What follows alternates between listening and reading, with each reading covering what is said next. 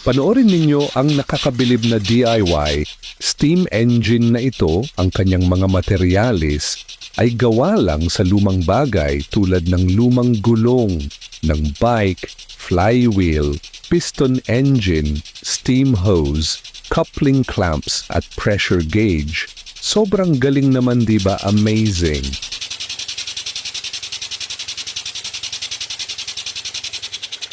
Pinapakita sa DIY na ito kung paano gumagana ang tren nung unang panahon.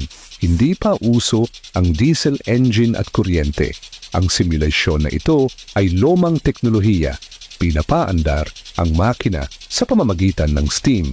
Mula sa burner, pinapainitan ng apoy hanggang sa kumukulo ang tubig, dumaan sa pressure gauge at papunta sa piston engine. Kahanga-hanga talaga.